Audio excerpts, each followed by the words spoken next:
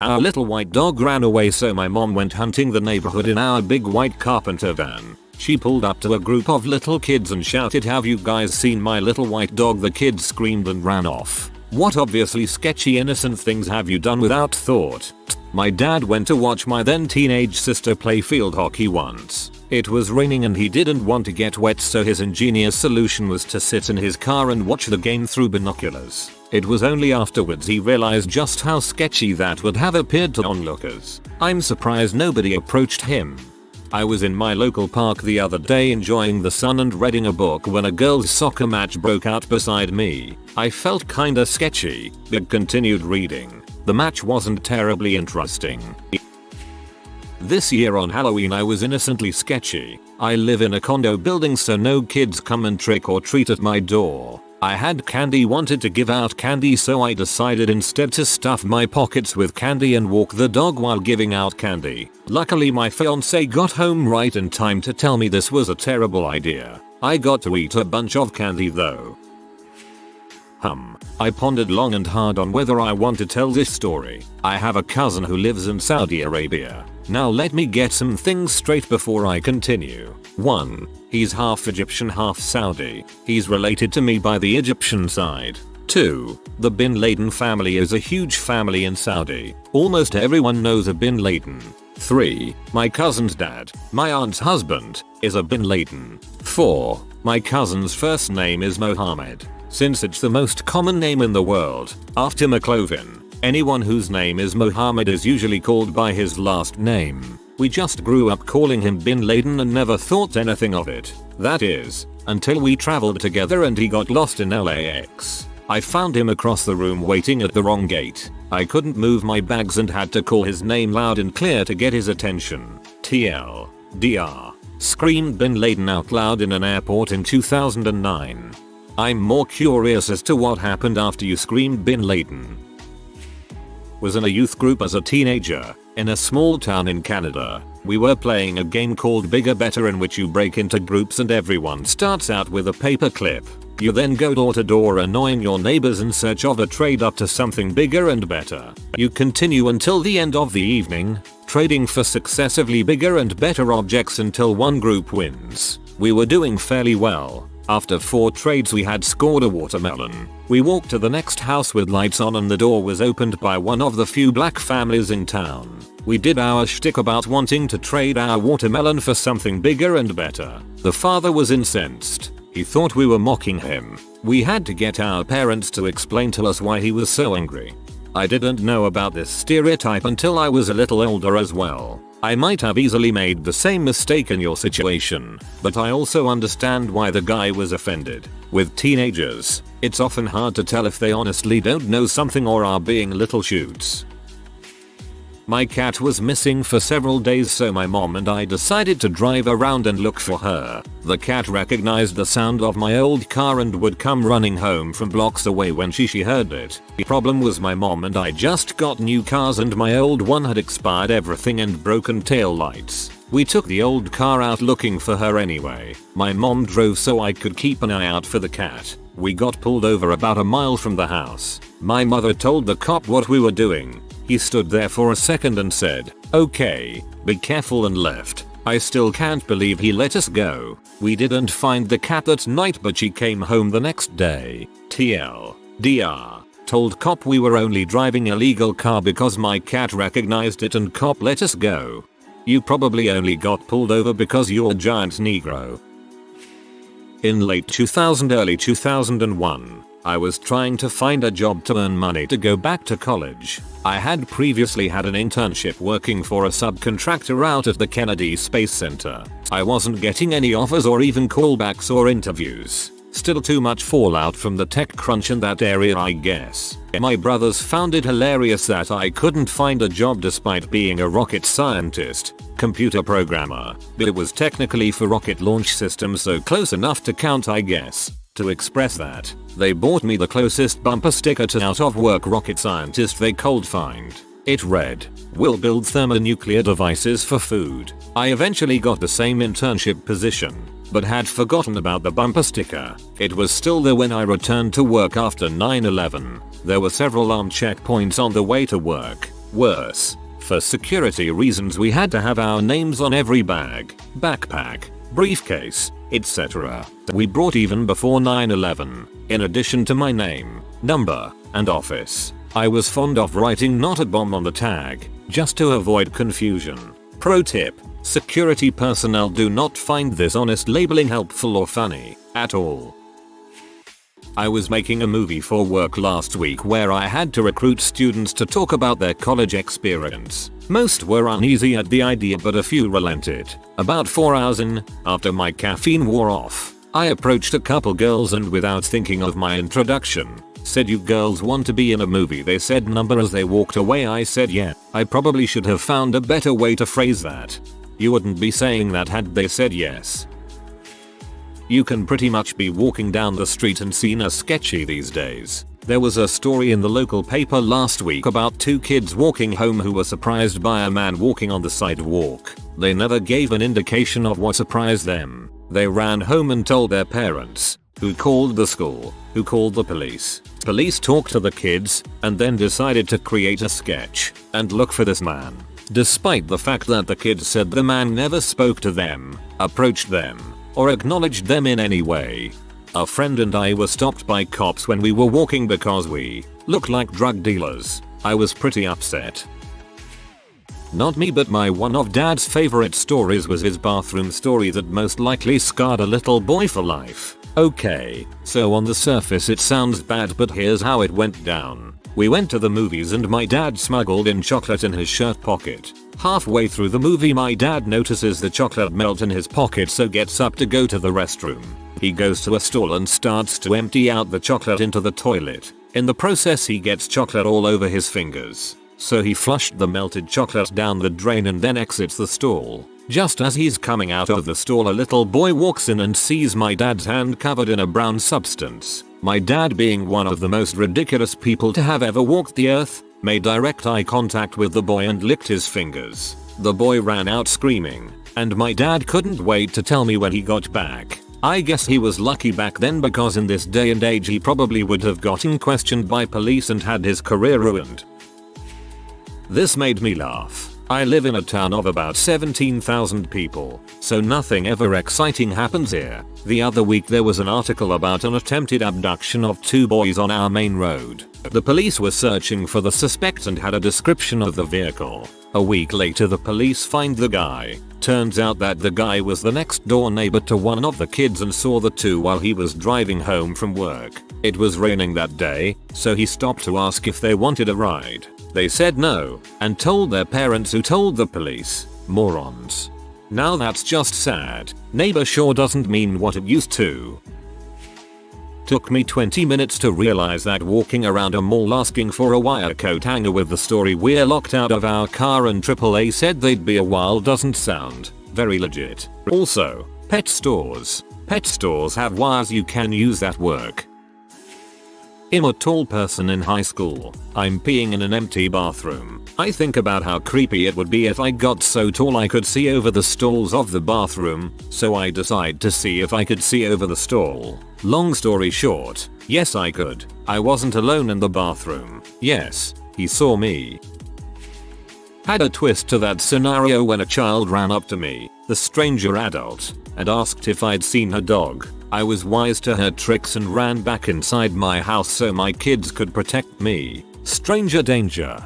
I would have stepped back 3 feet, looked in all directions, and while not looking at the kids said no while walking away. No way in heck am I ever talking to some small kid I don't know on the street after all the BS I have heard about.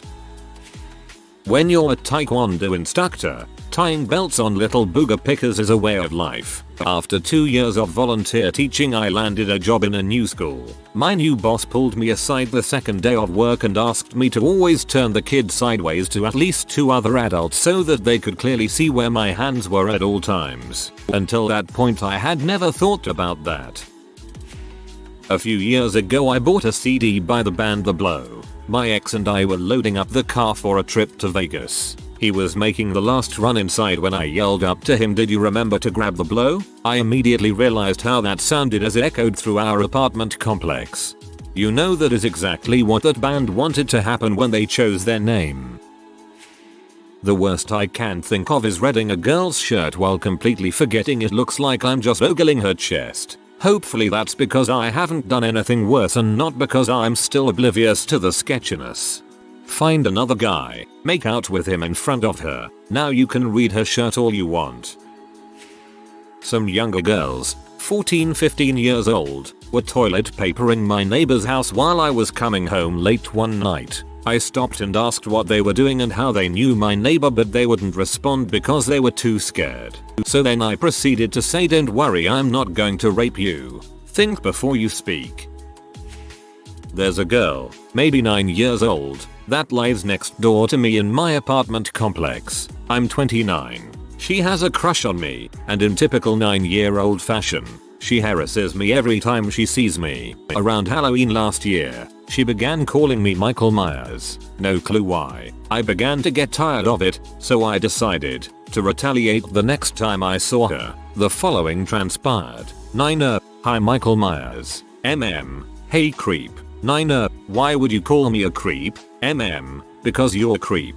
Little did I realize how diabolical and unaware of social norms a child's mind is. She now calls me creep all of the time. Shouts it. Neighbors hear a child calling me creep and now I'm concerned they think I'm a pedophile. The bus stop is at the only exit to the complex. She shouts it as I drive past. Parents, children, and a cop watching traffic are there. I'm absolutely terrified and don't know how to rectify the situation. Next time she's shouting at you when her mom's around, burst into tears and tell her to stop picking on you. Or you could try talking to her mom. Along those lines, we tried to be funny once. Imagine, if you will, 3 young men in the 10th 11th grade range who just got the ability to drive. Now picture them driving home from school in a primer orange Datsun 280. These 3 idiots, yes I was one of them, decide to be comical at a school bus stop. My friend leans out the passenger window and asks a group of 5 small 3rd 5th grade-ish girls who just got off the bus if they want some candy or a ride. Understandably, the one girl goes off shrieking about the bad man and promptly runs inside her house. Not thinking anything of the incident, we laugh and drive off. 15 minutes later we are stopped by the town police who were entirely less than amused by our antics. What came next was the worst hour of verbal abuse I've endured since being alive, I think. Moms and police together. We thought it was harmless since we were the furthest thing from child abductors, but that's the type of crap you just don't kid around about.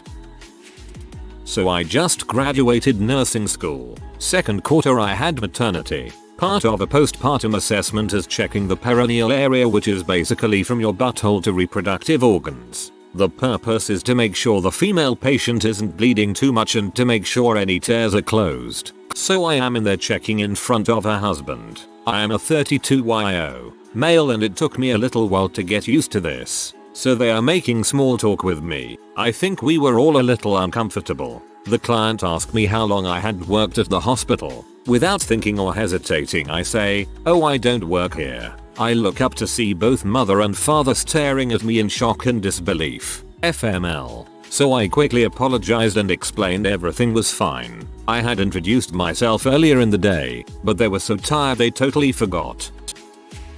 As a gigantic man-beast with a creeper mustache, anytime I go clothes shopping with my 13-year-old daughter, just chilling out in the little chair by the kids' juniors' dressing rooms. Trust me, people giving me looks. I'm more uncomfortable than any of you.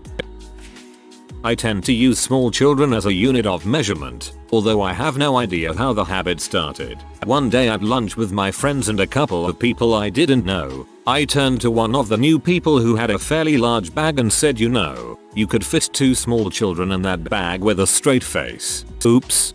I can only fit 1 small child in my bag. It's such a hassle sometimes. My friends and I went geocaching. We were in front of a stranger's house flipping stuff over, as you do, when we were stopped by the local police. He asked what we were doing, and we tried our best to explain, but after a few minutes he decided we were a bunch of nerds and left. One time when in Oakland a group of friends and I were sharing one large blue generic rental minivan and had gone out to dinner and were coming back to the parking garage, someone had the great idea to race to the car. So we all raced to the car, and one of my friends had decided, stupidly, to create his own gang sign and decided that now was the best time to flash it. So we ran up to what we thought was our car and we all pulled open the doors and hopped in, not noticing though the tinted windows that this was not our car. We barged into the car and lo and behold there was an 60-70-year-old couple watching pee. They immediately pushed us out of the car onto the ground and we ran away ashamed. I can't imagine the fear they must have felt, as I assume 60-year-old are already scared of this happening. Hopefully they learn to lock their doors after that. You'd think they already would know to, living in Oakland. I asked a crying girl, she was probably about 20 years old, I saw her at an unattended gas station if she needed a ride. I was getting gas there at about 4 AM. It was cold out and I was genuinely concerned. I kept my distance as I know I can look like a redneckish type, full beard. She told me where she lived and it was on my way home. I lived a few blocks further south and I offered her a ride, but she wanted me to drive all the way across town to pick up her boyfriend first and then come pick her up. I don't blame her too much for not wanting to take a ride from me, but I am not about to drive across town to pick up some guy I don't know and then come back to pick her up. Besides, my vehicle is a 2-seater, and I am not a tough guy despite how I look. I am a pretty wimpy guy. If the boyfriend attacked robbed me, he'd probably win. I told her I could call her a cab and she said that was what she was doing when I found her. So I said okay, and left her. It wasn't a dangerous or sketchy area. It's pretty safe where I live. About a block up the street a cop was passing me and I flagged him down and told him about her and the situation that happened and he said he would check on her. Then he got right behind me, I assumed to run my plates. I guess he thought I was the reason she was crying and that I knew her, then turned around to go back to the gas station. Gotta love being treated like a bad guy twice by two different people for trying to do the right thing. That is how my life generally works.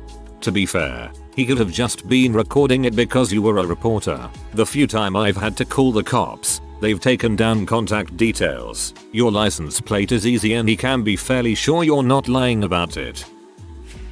When I was 8, me and my brother were playing Star Wars and I decided to use a new lightsaber I found. I assumed my mom bought me it so I ran into the living room to my parents. There was a neighborhood watch meeting on. I stood there weaving a dildo shouting, "This is the greatest present ever, mom." I'll never forget the look of horror on my mom's face. That was an awkward situation for my mom to explain. The question is, how did you assume it was a lightsaber unless? OG bus.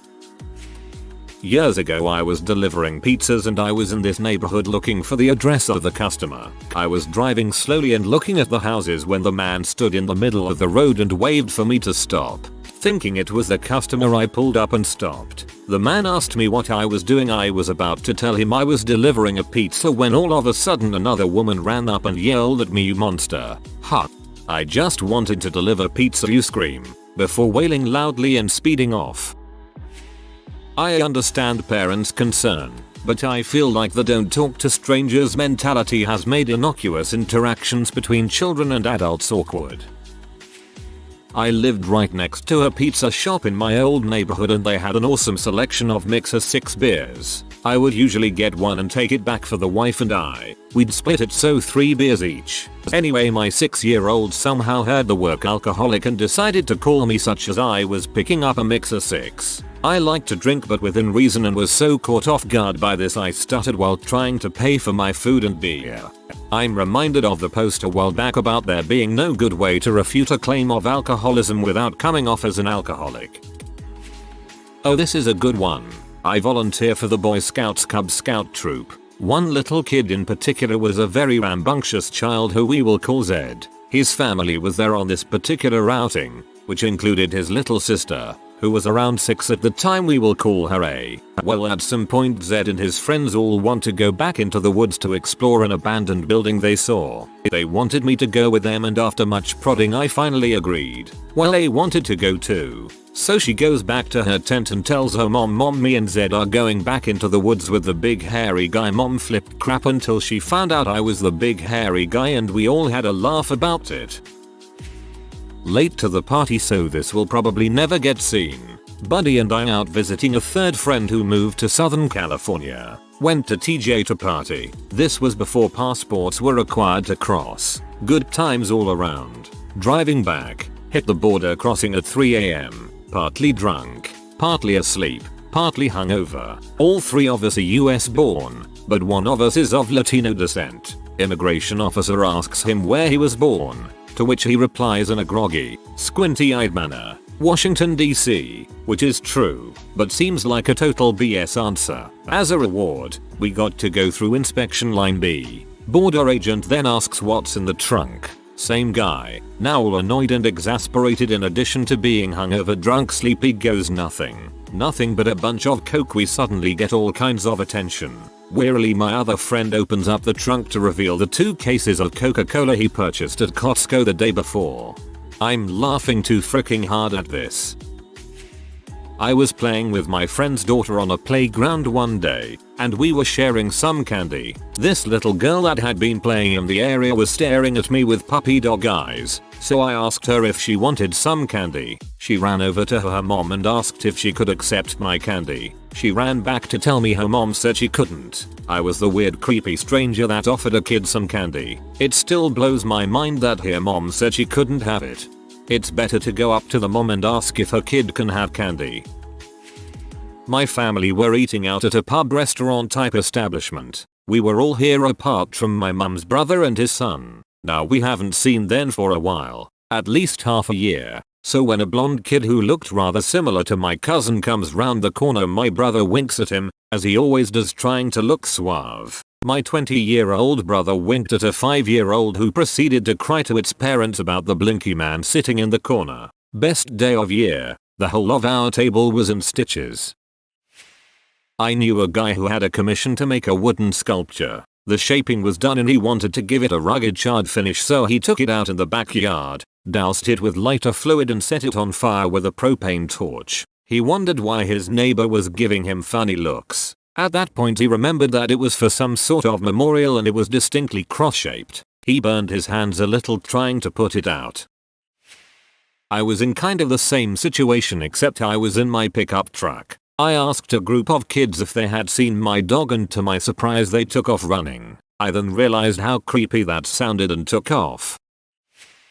In high school my birthday was always during one of the winter breaks, so in my senior year, when I was turning 18, I was walking out of a class after talking with a teacher on the last day before break, and I said, "See you when I'm 18. Oh. I once, at a convention, found a small child who was lost and calling daddy. Since I knew a number of people there, I thought I could help, so I asked him, "Who's your daddy?" Talking about the adorable flower girl at a friend's wedding, I told the girl next to me, "It's sad when a 3-year-old is hotter than you." She moved seats. Yep, never refer to a child as hot. Had you used adorable then it would have been fine. I was accused of drug dealing for saying hi to a guy once. The full story is a lot longer than that, but basically I said hi to a guy while I was picking up my friend. We did one of those stupid handshakes people do, and the police officer in his car behind us interpreted it as a drug deal. The guy was shirtless, dreadlocked, holding a beer. I was wearing glasses, a shirt and blazer, khakis and dress shoes. My friend had very long dreadlocks who was getting into the car. The cop pulled us over, searched us and everyone in the car, and was very disappointed when he found no evidence of a drug deal. The only reason we let him search us was because we were going to be late for a party otherwise, and we didn't have any drugs on us, so it was fine. Best part is that there were 6 people in the car, and 50% of us were drug dealers. Were the other 50% your clients?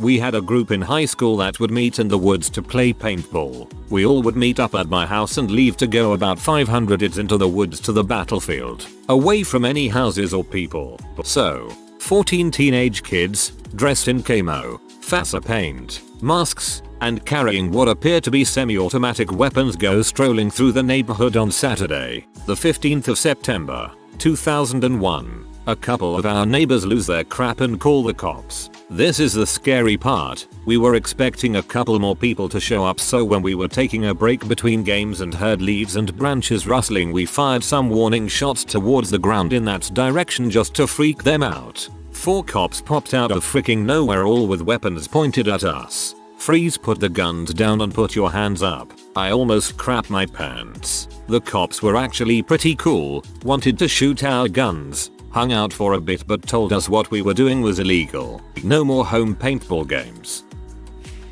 If you are new to the channel, you can subscribe. I publish new videos every day. Until then, check another video.